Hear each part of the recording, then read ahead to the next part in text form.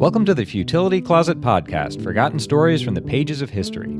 Visit us online to sample more than 9,000 quirky curiosities, from robot tortoises to man-eating trees. Welcome to episode 99. I'm Greg Ross. And I'm Sharon Ross. In today's show, we'll take a tour through some oddities and unanswered questions from Greg's research, including whether a spider saved Frederick the Great's life, the surprising name for turkeys in Turkey, and a spectacularly disaster-prone oil tanker.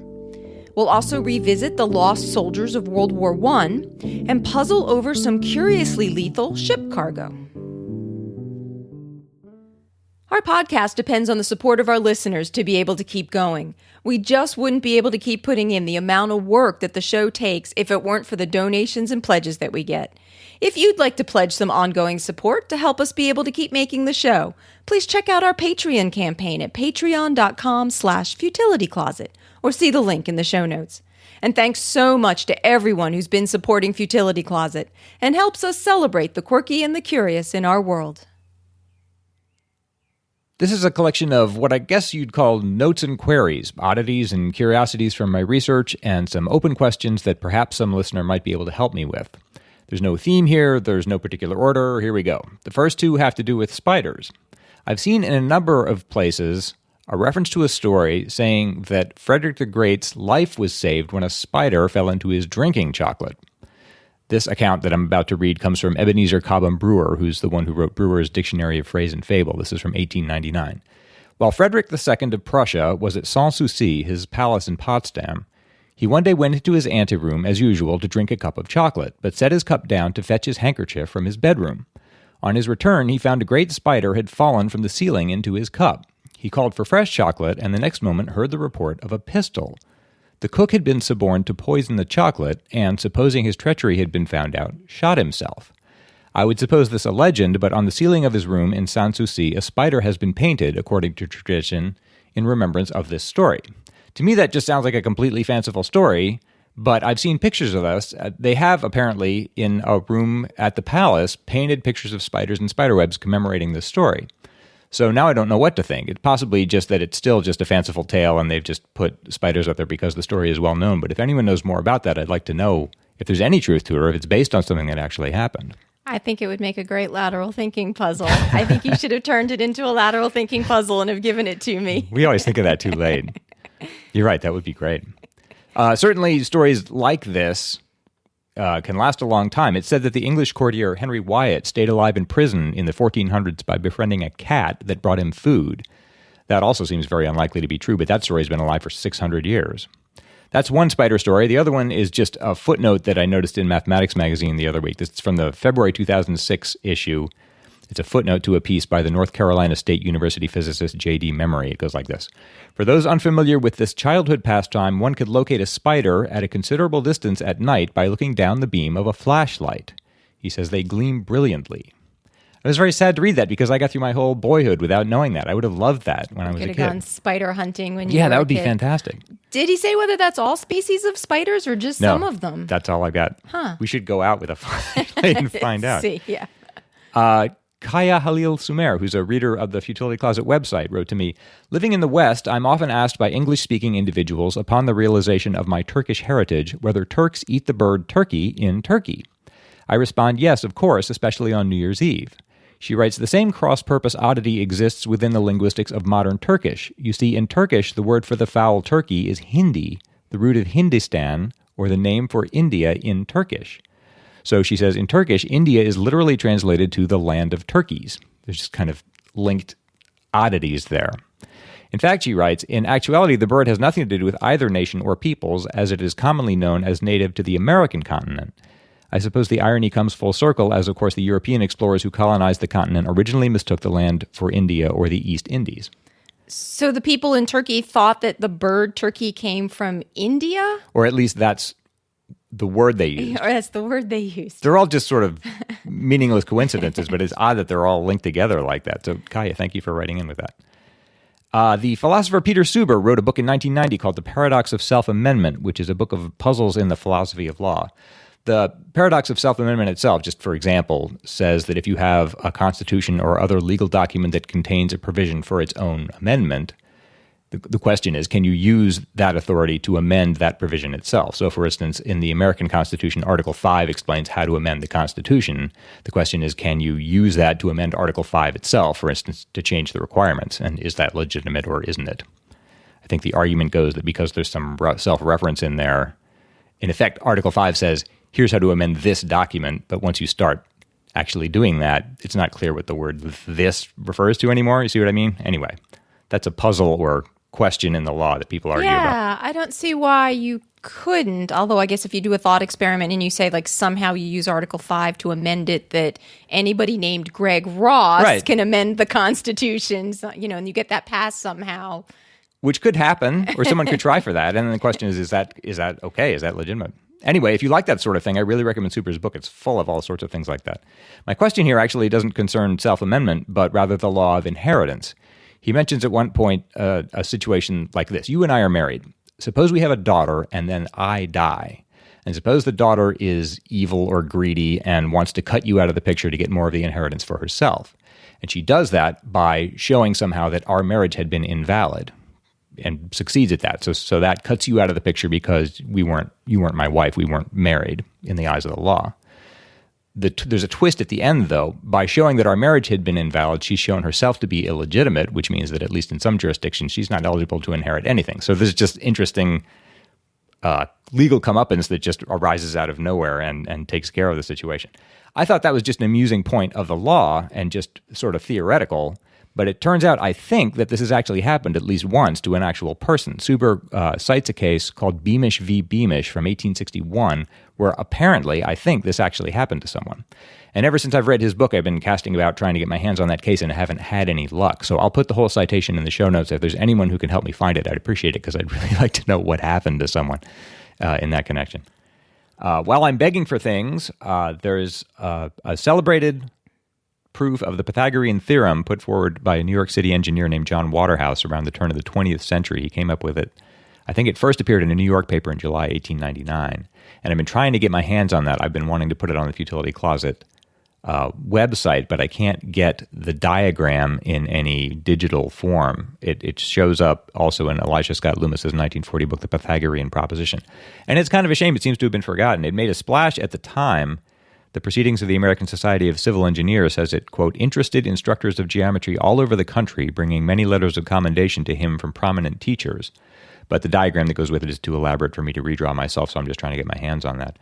The most popular source that I think anyone might be able to find it in is Scientific American, which apparently ran it in volume 82, which I think is the year 1900 on page 356. And it's got to be in the public domain now because he came up with it in the 1890s, but as I say, it seems to have been forgotten or lost for the most part.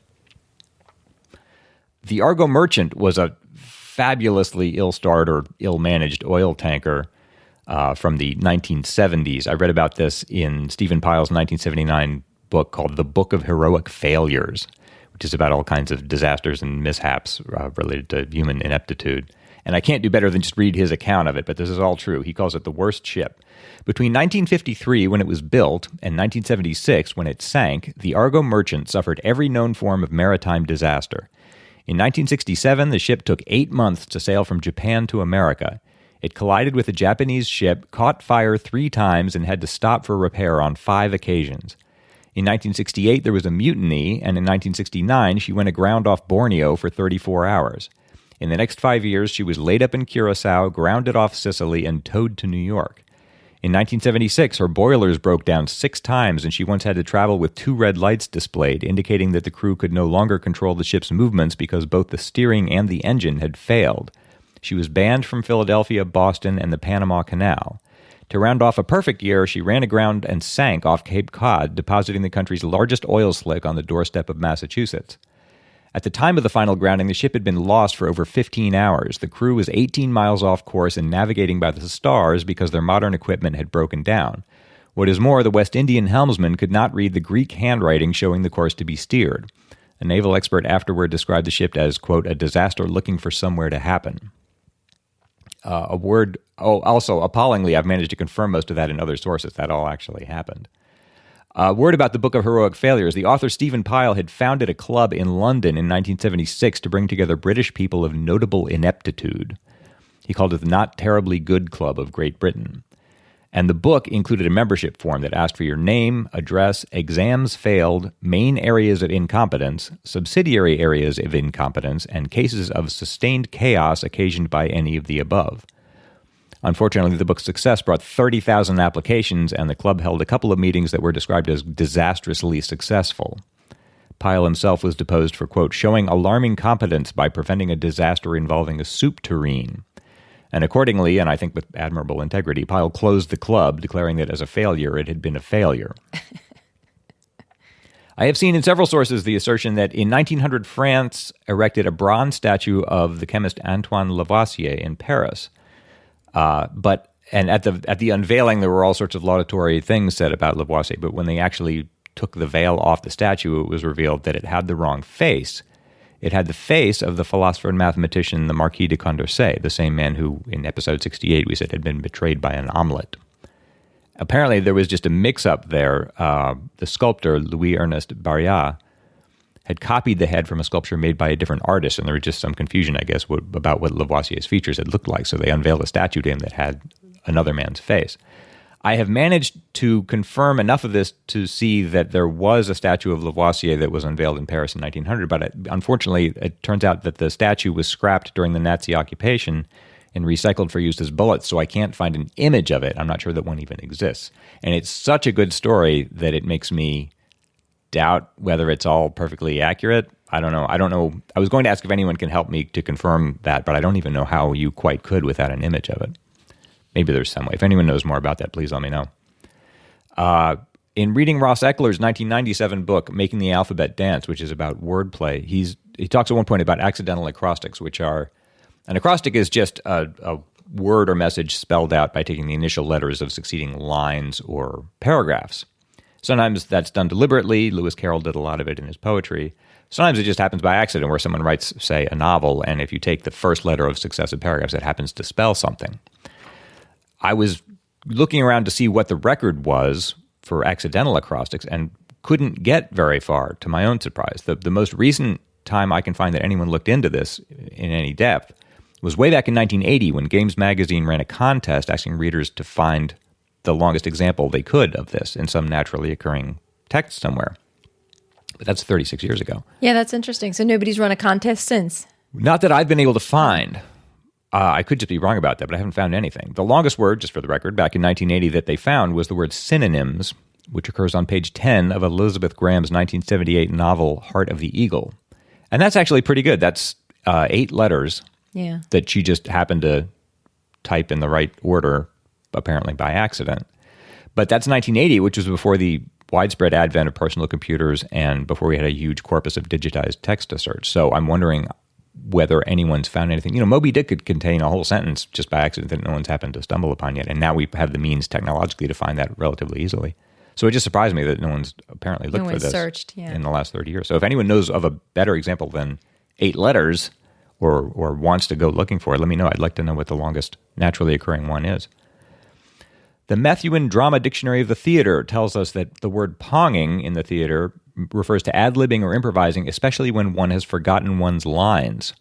And it says that the actor F.R. Benson, who was active chiefly at the end of the 19th century, could pong in blank verse. Blank verse is unrhymed by iambic pentameter. So, for instance, what that seems to mean is that if F.R. Benson was acting in one of Shakespeare's plays and forgot his lines, he could ad-lib in iambic pentameter until he got back on track again, which is amazing if it's true. I haven't been able to confirm it, and I haven't found any examples, but I hope that's true. While we're talking about odd talents in the theater, I have one more here while we're at it. This concerns William Kendall, another actor who was working at about the same time, who apparently could blanch on cue. He could go white whenever you asked him to or whenever he chose to. This is from Eric John's 1975 book, Dames of the Theater. Mrs. Margaret Kendall had a high opinion of her husband's talent as an actor and would often recall the scene in The Queen's Shilling in which he displayed his remarkable gift of turning pale whenever he wished, just as Eleonora Duse had been able to blush at will on stage. Mr. Kendall played a wounded soldier, and at one point in the action, the colonel gripped his arm where he had been wounded, and the soldier visibly blanched with pain, often causing women in the audience to faint. That's pretty dramatic if you can cause people in the audience to faint. I wonder how you discover a talent like that. Like, maybe I could do that, and I don't know it. It's a good thing he became an actor and wasn't just an accountant or something, because you wouldn't have any occasion to use that. Oh, you could really freak people out. You could be like, look at your books, and then make yourself go stark white, This is an interesting one. John Marson published a book in 2005 called The Book of the Harp, which is a collection of notes and anecdotes and curiosities about the playing of the harp. And he notes that one-handed playing of the harp is rare. There are technical exercises just to improve your technique with either hand, but there aren't many pieces written for the harp that are intended to be played with one hand alone. But he gives a list of some of the exceptions, some pieces that have been written like that. And one of them that stood out for me was a piece called Improviso da Concerto from 1947 by the composer Luigi Ferrari Trecate, which Marson says bears a poignant dedication to harpist Ida Ferretti for Orsini, described as grande mutilata di guerre. And my Italian isn't quite good enough to know what to make of that. It seems, since the piece came out in 1947, I think what it might mean is that either the piece, the concerto, was written entirely for the left hand, and I think that means either that it was written to commemorate people who had lost limbs, perhaps in World War II, or that the harpist herself, Orsini, had lost her right hand. But in any case, the piece apparently is a concerto for the harp written entirely with the left hand. I've been looking all over for either a copy of the concerto or any more written about it and haven't been able to find anything. If anyone knows anything about that, please let me know. And this last piece is just a paragraph that stood out to me, a vignette or an episode from Pierre Berton's 2003 book, The Klondike Fever, about the Yukon gold rush of the late 1800s. And it concerns just I don't even know what to call it, just a little picture of something that happened in Dawson City in the bitter winter of 1897. He writes, "It was in the Monte Carlo dance hall and saloon that winter that a 22-year-old French-Canadian girl named Mabel LaRose auctioned herself off to the highest bidder. She offered to live with him all winter as his wife and do his housekeeping, the money to be held by neutral parties and paid over when the bargain was completed. Up she stood on the bar, a wistful and diminutive figure with plaited auburn hair, and was promptly purchased for $5,000. This is largely confirmed in Douglas Featherling's book, The Gold Crusades, but I haven't been able to learn anything more about it. Perhaps there's nothing more to learn. If you can shed any light on that or on any of these other questions, please write to us at podcast@futilitycloset.com.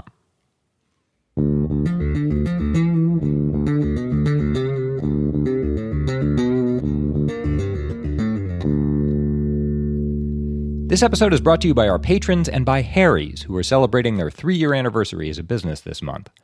I've mentioned Harry's before. For years I used an electric shaver until Harry's had me try their German-engineered razor blades, and I'd forgotten what a close shave a good blade will give.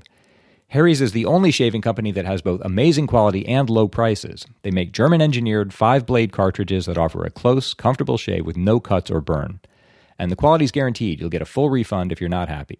Best of all, Harry's offers factory direct prices. They cut out the middleman by shipping direct to your door, which lets them sell their blades at half the price of the leading brand. More than 1 million men have already made the switch, and thousands more switch every day. So why pay $32 for an 8-pack of blades when you can get them for half the price at harrys.com? The Harry Starter Set is a great deal. For just $15, you get 3 of their expertly crafted German blades, a handle, and moisturizing shave cream. Harry's doesn't like to discount because their prices are already really low, but they've worked out a special offer for first-time buyers. Harry's will give you $5 off your first order with promo code CLOSET. Stop overpaying for a great shave. Go to harrys.com right now. That's HARRYS.com and enter code CLOSET at checkout. In episode 94, we talked about how one of the horrible consequences of World War I was the large number of French soldiers who just disappeared, as either they were never found or their bodies couldn't be identified. Sten Ryerson wrote to us about this, saying, related to episode 94, The Living Unknown Soldier, you might be interested in a film by the great Bertrand Tavernier called La vie et rien d'autre, unfortunately translated to Life and Nothing But for the States. The literal translation is Life and Nothing Else, which sounds better to my ear, but that's a minor quibble. It stars the wonderful Philippe Noiret as a major charged with the identification of missing and or dead soldiers based on family descriptions. After the war, families would wander the battlefields, desperately looking for whichever family member was last heard from at a given battle or village. Noiret's character abhors the idea of a monument to the unknown soldier, since it glorifies what he thinks is one of the great tragedies of warfare, not knowing what has happened to your loved ones. There is pressure from his superiors to find a soldier who cannot be identified at all in order to have a body to inter under the monument. A wonderful movie, lots of great performances, beautiful cinematography. Highly recommended, especially for the ground view of the aftermath of World War I. And that was like a really interesting aspect of episode 94 that I hadn't really considered before, which was all of these soldiers who just went missing and the families never knew what had happened to them. Yeah, it was terribly wrenching for everyone in the country emotionally for years and years after the war itself was over. Yeah, and I think it's not an aspect of warfare that many people would really recognize. I mean, you think of the horror of the people that died and the horror of, what happened, but it's not really an aspect of World War I that I had really heard talked about much.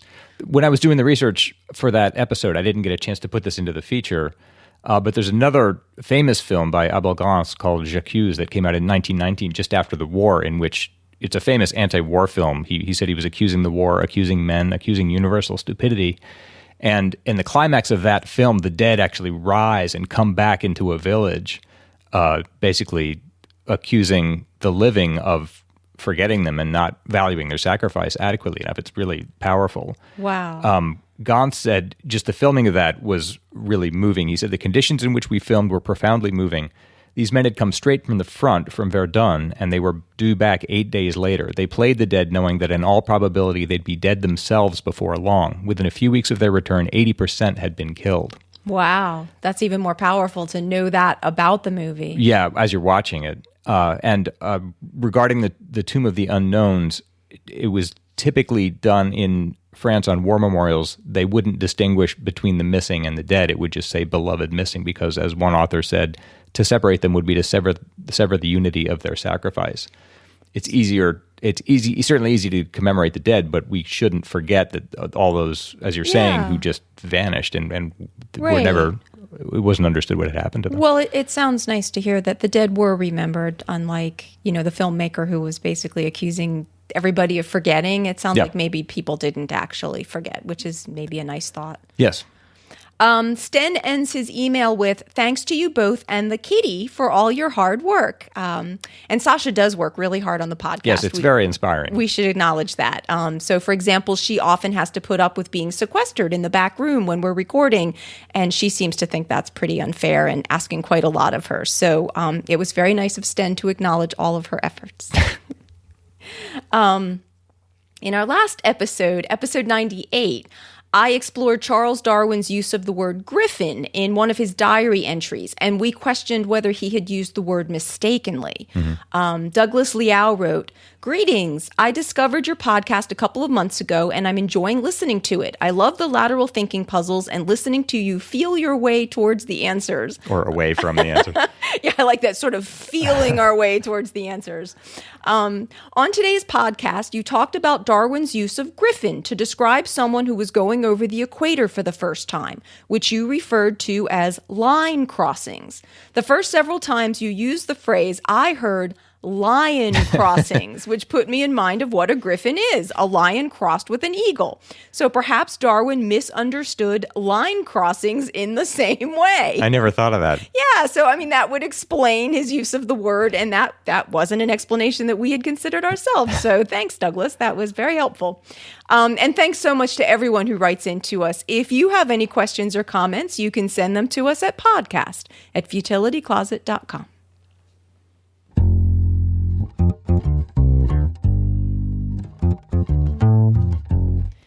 It's my turn to try to solve a lateral thinking puzzle. Greg is going to give me an odd-sounding situation, and I have to try to figure out what's going on, asking only yes or no questions. This is from listener Price Tipping. Okay. On 2 separate occasions, months apart, workers on ships bring devices aboard which could destroy their ships. They then use these devices, sinking or disabling the ships and killing many men on board.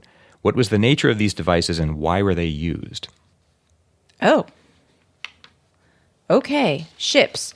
Things made out of, wood or metal that are intended to float on water? Yes. Okay. And they have people in them, yes. in the ships. Was this during a war? Yes. Okay. Was this during the 20th century? No. The 19th century? Yes. All right. The American Civil War? Yes. Okay. So people brought devices on ships during the American Civil War, and the devices did something that caused the ships to be damaged or sink, you That's said? right. And Yes. it killed people that were on board. Yes. Were the workers slaves? No. No. So were they the people just trying to sabotage the ships of the other side? Like somebody from the South would put this on northern ships, or the North would put it on southern ships? Yes. Sort of like that, or Sort of like that. sort of like that? Okay, the people putting the devices on the ships, Yes. were they from the U.S., whether they were in the North or the South? Yes. Okay, so this wasn't like intervention from another country. Yes, that's right. People from England or something. Okay, so let me just stick to that. Okay, you said this happened on 2 incidents. The people who put the devices on the ship in both incidents, would you say they were fighting on the same side of the war? Yes. Okay. Were they fighting on the side of the North?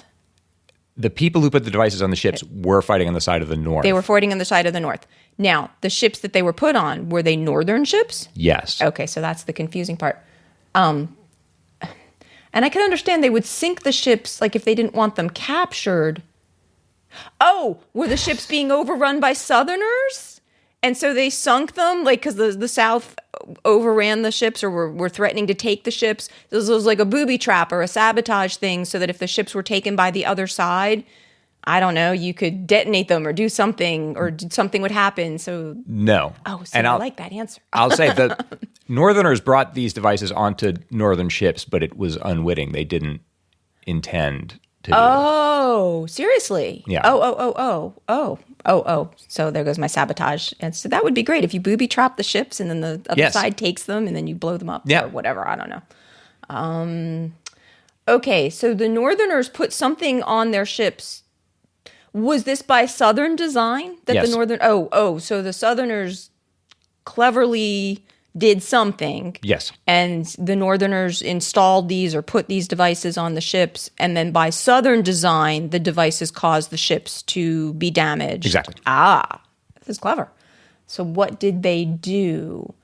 So, okay, would you say that they were putting something on the ship that you would call defective? No. I Okay. wouldn't say that. Okay. So it wasn't just that, like, they were installing something that the Southerners had tampered with or made in poor quality so that they would... No, Yeah. that's a good thought, but that's not it. Were these something that they had taken from the South? Like, taken from the South? You mean imported? No, like, they took something from the South, from the Southern Army or the Southern ships, and you tried to use it themselves? Oh, no. No. Okay. Was this something... So somehow the South managed to... Would you say that the South changed these devices in some way that the North was unaware of? Yes. Okay.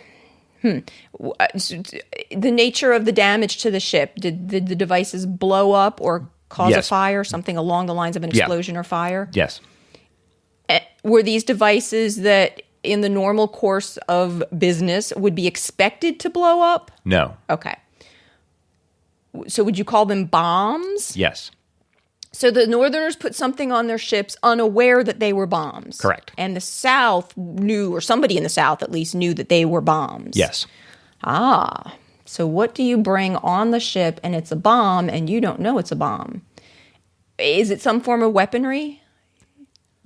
Like, Well, yes, in the sense that it's a bomb, but no, but I mean not intended. Like you burn cannonballs on a ship and you don't realize it's a bomb rather than a cannonball. You know. yeah, the something- Northerners didn't realize it was a weapon. bomb. Okay. No, I know, but I'm saying Or a didn't- weapon of They any didn't think kind. it was a weapon of any kind. I'm just trying to think what would be on a ship that would be a bomb without you knowing it's a bomb. Was it disguised as something else? Yes. So I could say, was this a sack of flour? And you'd say, yes, it was disguised as a sack of flour or whatever. You're on the right track. So it was disguised as something else. Was it food related? No.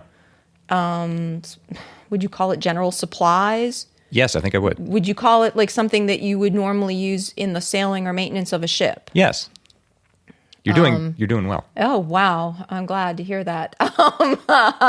So this is something you would normally bring on a ship. Would you call it an instrument? No. So it would normally be sort of an inert object? Yeah, I think I'd say that. Would it normally be used in the navigation of the ship? No. Or to steer it or maneuver it? No, so it's not like a rudder or a sail or no, not anything like that. And it's not an instrument. Would you call it equipment of some kind? No, I'm trying to think of a hint that won't give it away. You said supplies, something that would normally be on a ship. Yes. Yes. So I'm thinking not like clothing or something, right? Because no, something more ship related than that. Okay. Was it made out of wood? No, I have a hint, but it's gonna. All right, something not made out of wood. So something made out of metal. No. Glass. No. Paper. It was needed specifically on northern steamships. On northern steamships, shovels. No. Coal. Yes. Coal. Seriously, coal. So they somehow put bombs in the coal? Yes. And then they would shovel them into the engine or the fire and the thing would blow up? Yeah, that's basically. Are you serious? It. I'd never heard of this. They were called coal torpedoes. Here's Price's write-up. This occurred during the American Civil War. A member of the Confederate Secret Service, Thomas Courtenay, invented what was called the coal torpedo. At this time, the term torpedo referred to an explosive devices generally, not to what we think of as torpedoes. The device was a gunpowder bomb made to look like a lump of coal with the idea that it would be snuck into Union fleet coal supplies and used unwittingly in steam engines.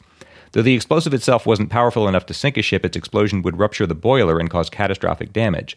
A lot of Confederate Secret Service documents were burned at the end of the war, so there's some uncertainty as to how many times it was used, but there are two likely cases, the sinking of the Greyhound and the disabling of the U.S. Chenango. He quotes Wikipedia, which says, the manufacturing process was similar to that used for artillery shells, except that actual pieces of coal were used as patterns for iron castings. The walls of the coal shell were about 3/8 inch thick, creating a hollow space inside sufficient to hold 3 to 4 ounces of gunpowder. After filling, the shell was closed with a threaded plug, then dipped in melted beeswax and rolled in coal dust, creating the appearance of a lump of coal. Finished coal torpedoes were about 4 inches on a side and weighed 3 to 4 pounds. And how did they get them?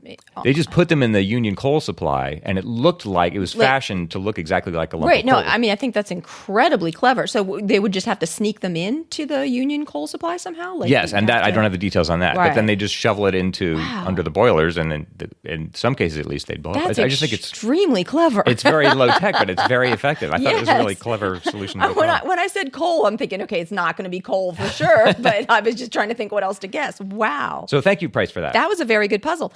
Yes, and if anybody else has a puzzle they'd like to send in for us to use, you can send it to us at podcast@futilitycloset.com. That's another episode for us. If you're looking for more quirky curiosities, you can check out our books on Amazon or visit the website at futilitycloset.com, where you can sample more than 9,000 absorbing tidbits. At the website, you can see the show notes for the podcast and listen to previous episodes. Just click podcast in the sidebar.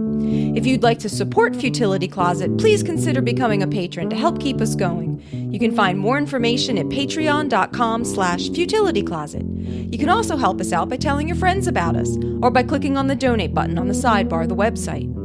If you have any questions or comments about the show, you can reach us by email at podcast@futilitycloset.com. Our music was written and produced by Doug Ross.